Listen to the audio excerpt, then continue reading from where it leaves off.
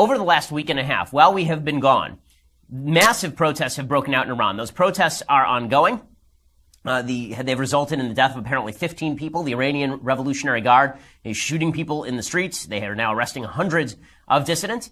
The protests apparently started originally when people who did not like Hassan Rouhani, who is the radical leader of the political arm of the Ayatollahs in Iran, they didn't like Rouhani because the economy has been bad, and they started protesting him. Just like all the other protests in the Muslim world that took place during the Arab Spring, the original purpose of the protest very often has nothing to do with where the protest goes, right? The original protest against Hosni Mubarak in Egypt ended up with the Muslim Brotherhood taking power. In this particular case, it looks like there were some radical fundamentalists who started some of the protests, and then the moderates turned out in force. And now you have thousands of people marching through the streets of Iran. It's so bad over there that the Iranian government has shut down Twitter, they've shut down Facebook, they've shut down social media. I don't know whether these companies, by the way, are engaging in that process, whether they are allowing Iran to do that or not. If they are, they should stop allowing Iran to do so immediately.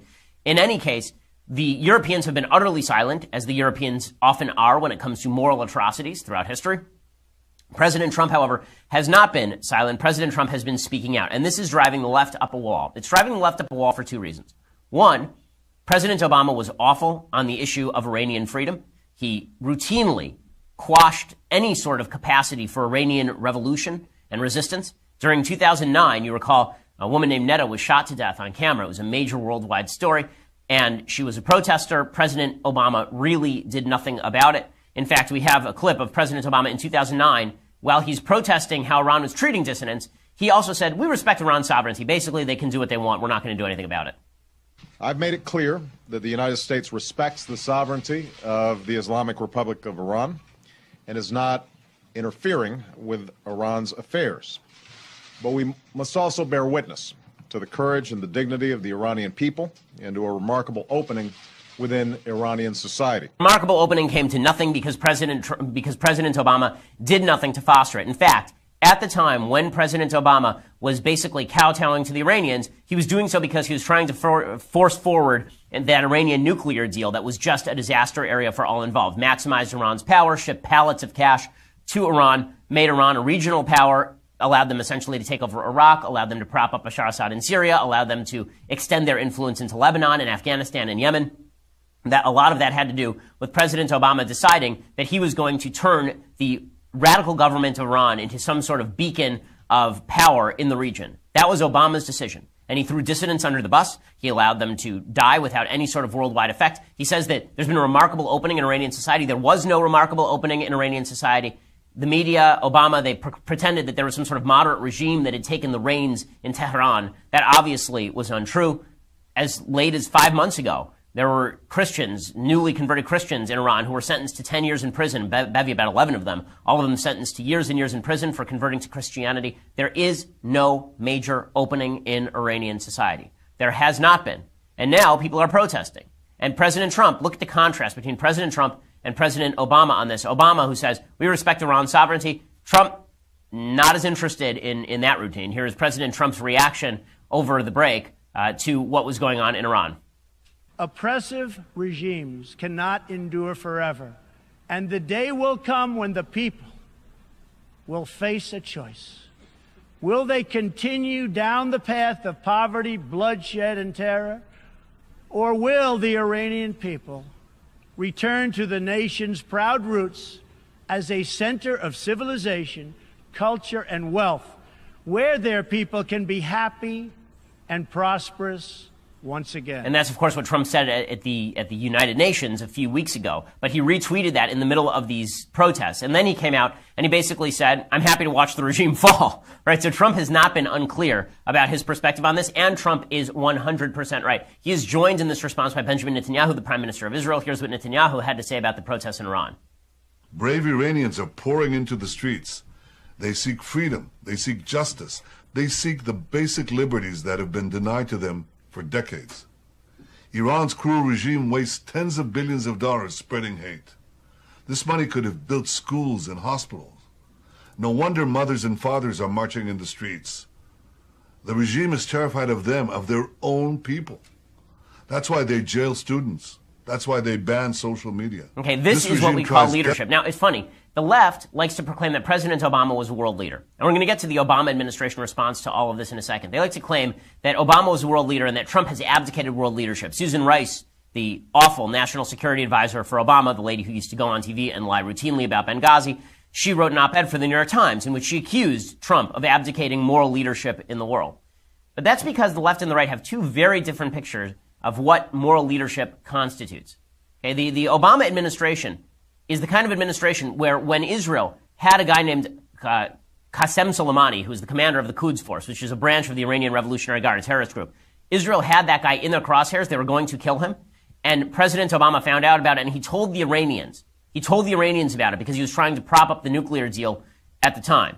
Right? That is world leadership according to the left. World leadership according to the right is President Trump saying, listen, the United States has an interest in Iranian freedom. We'd be better off if this terrorist regime were not running that country and we had instead a moderate regime.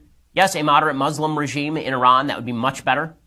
That's leadership. Now, why does that gap exist? Why is it that people on the left believe that Obama was a great world leader and people on the right believe that Trump is actually exhibiting leadership here? First of all, I'd like to point out that what Trump is doing here is very different than what Trump did on the campaign trail. On the campaign trail, Trump was a quasi-isolationist. America first seemed like a slogan that was more from Pat Buchanan than it was from Ronald Reagan. It seemed more like a Charles Lindbergh slogan than a George W. Bush slogan. In practice, it turns out that President Trump has acted a lot more like Ronald Reagan than he has like Woodrow Wilson, or rather than he has like a Pat Buchanan or Charles Lindbergh figure. That has been, I think, a very positive move. But the big difference between Obama and Trump on this stuff is how they view universal values like freedom and liberty. So for Obama, the way that he defined liberty and freedom is he looked to the Europeans, right? He called it leading from behind. He basically said, you know, there are morally relativistic values. There's no universal value of liberty. There's no universal value of freedom, really. It's just what majority decides upon. And if the entire European body says that freedom in Iran is allowing the regime to continue to maintain control, then we will allow them to do so because that's freedom. That's liberty. So we'll follow the majority. The majority will tell us what freedom and liberty are. That was his version of leadership. Leadership is bowing to the majority. Trump's version of leadership is saying, listen, I think that there's a value called freedom. I think there's a value called liberty. And I think that America is a promulgator of those forces in the world. I think that America makes the world a better place. And I think that so long as we can pursue policies that make America stronger, that benefit America first, but America should be benefited because it is good and because it is great and because it is true to those universal values that are not decided by majority vote in the halls of power in Europe, then we should stand by the Iranian people. And that's the difference. And it's a major difference. And it's much more akin to George Washington than anything that Obama said. Now, if you look at what George Washington said about foreign policy, he said that we shouldn't get caught up in entangling alliances. What he meant by that was he said, the big danger to the United States, because we will be a world power. This is what he said in his farewell address. The big danger to us will be entangling alliances. Did he mean that we can't have alliances at all? No, what he meant was that America has to follow her own star. That American values are not necessarily going to be the values of Europe. And we can't sign permanent agreements with nations on the basis of values that can change over time. And we can't see ourselves seduced away from universal values that are worthwhile. We can't be seduced away from those values simply because the Europeans would like us to be. I think that is what Trump is saying here, and I think Trump is doing the right thing here, pretty clearly. Now, in a second, we're going to discuss exactly what it is that the left is responding to, because the left's response to Trump has been truly astonishing, right? These are all the people who say that Trump was not going to react well to chaos in the world, that Trump was going to be a danger to the world, that Obama was some sort of great halcyon of freedom and liberty and world leadership. But the response from the Obama administration figures, from the media too, has just been astonishingly garbage. I mean, really, really quite terrible. So here is what Samantha Power tweeted. So Samantha Power tweeted this out. She's the former UN ambassador under President Obama. She tweeted out, Sarah Huckabee Sanders, the press secretary for Trump, had tweeted out, the days of America looking the other way from the Iranian regime's oppression are over. America stands with the Iranian people. Great.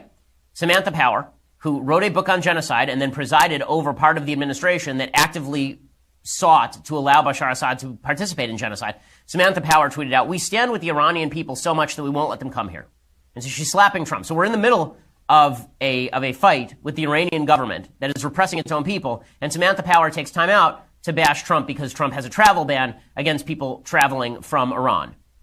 Now, I think what Samantha Power misses here are a couple things. One, Samantha Power has no leg to stand on whatsoever, as in no leg to stand on whatsoever, when it comes to speaking about the Middle East. She was participant in in an administration that upheld and strengthened the worst terror regime on planet Earth in Iran. But beyond that, the reason that so many Iranians want to flee the country is in part because they were propped up by the Obama administration. If the Iranians actually had a good government, they wouldn't need to come here. That's the whole point. This idea that we have to let all of the Iranians in, not vetted. We have to let any Iranian in who wants to come in, not vetted by the government, because we can't trust the government over there. Or we have to shut up about what's going on in Iran. No, the whole point is we want to change the government over there so they don't have to come over here. That's the entire point. And it's not just Samantha Power. Ben Rhodes, who is just a despicable human being. Ben Rhodes is, of course, the former Deputy National Security Advisor and Special Counsel to the President on Foreign Policy. He was a fiction writer who wrote short stories, unpublished short stories from a Brooklyn apartment before he was elevated to foreign policy specialty under the Obama administration. You'll recall that Ben Rhodes is the same guy who lied repeatedly to the American people. The Obama administration had a ridiculous story that they used to push the nuclear deal.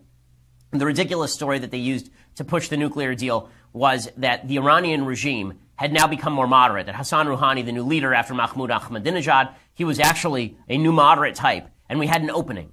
We had a gap. We were finally going to be able to do something moderate with the Iranians. And it was Rhodes who pushed this nonsense. It, of course, was not true. And then he lied to the American people about what the Iran deal would do. And then he helped ship pallets of cash to the Iranians so they could use them for terror. The Obama administration openly recognized that that cash was going to be used for terrorism against Western sources. Ben Rhodes tweeted this. He said, "The Iranian people are rightfully demanding dignity, less corruption, more opportunity, and greater control over their lives. In looking at U.S. Twitter, it seems lost on too many that this is about what Iranians want for Iran and not about us." First of all, Ben Rhodes, shut it, dude.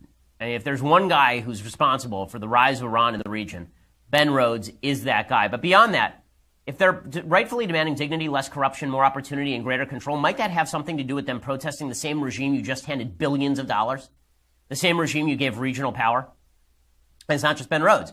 John Kerry tweets out too. John Kerry, back from the dead with his collapsing face, looks like a mudslide in the San Fernando Hills. Says, "With humility about how little we know about what's happening inside Iran, this much is clear. It's an Iranian moment and not anyone else's.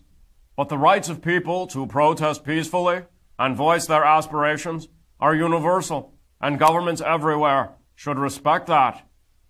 He's so boring that when you even read his tweets in John Kerry's voice, you start to fall asleep, and they're less than 280 characters. Let's be clear about something. When he says this is an Iranian moment and we should shut up, and when he says the rights of people to protest peacefully are universal, governments should respect that, those are mutually exclusive statements. If it's an Iranian moment and we should shut up, then we should shut up about how Iran is putting down the protesters. But the point here is that we shouldn't shut up about how Iran is putting down the protesters. We should be siding with the protesters. We should be giving them as much covert aid as possible, because they are part and parcel of bringing down possibly the most evil regime on the planet. The only other possibilities for that title would probably be North Korea and some of the sub-Saharan African regimes that have led to slaughter of their own people. But the notion that John Kerry is some sort of voice of leadership here, and all of this is to say, Susan Rice is saying the same thing. She wrote an op-ed for the New York Times saying that everybody should be quiet, Trump should be quiet. We tried quiet in 2009. How'd it work out for us? Not well.